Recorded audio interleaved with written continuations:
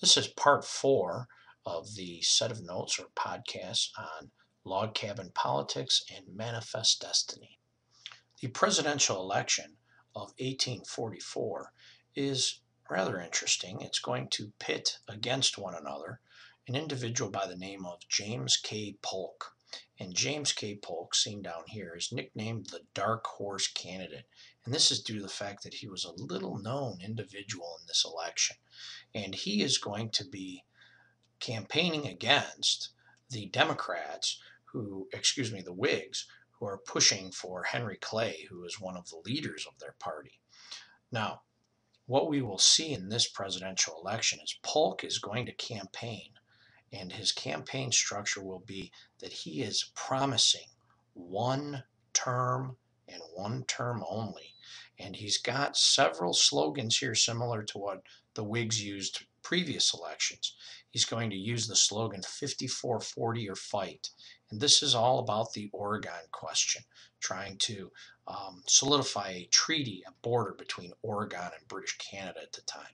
He's also going to campaign on the idea of Texas, and he is going to promise the American people if he's elected, he will make Texas a state.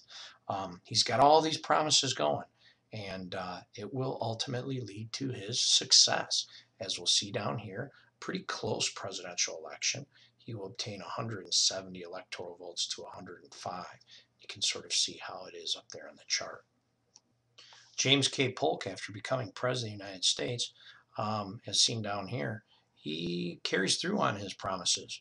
Texas becomes a state. He solidifies the border with Oregon, and he's not yet done. There's going to be an interesting circumstance here, and much of it stems from a border dispute with us, the United States, and Mexico. The border dispute is about what river is it that is the border. The United States of America, we're going to claim that it's the Rio Grande River, and the Rio Grande is this river here. The Mexican government, they're going to claim that it's the Nueces River, and that is the river that is here. So there's a big dispute over a region of land between the two, which is basically right here.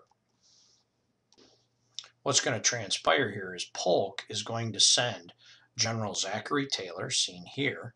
He's going to place him along the Rio Grande right here, and he's going to give him instructions to stay there.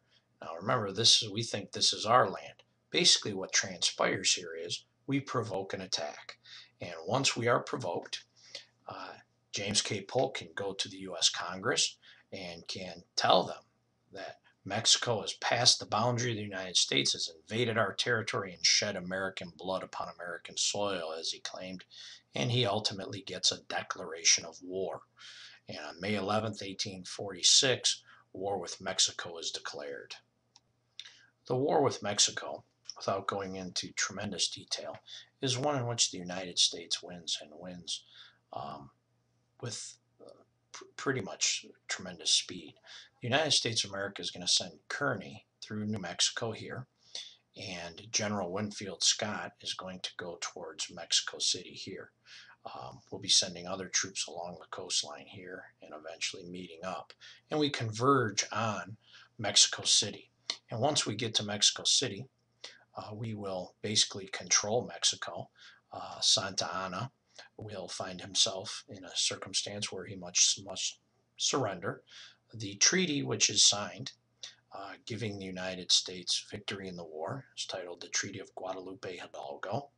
We basically obtain in this treaty the Rio Grande as our river border between us and Mexico. We also gain what is known as the Mexican Cession.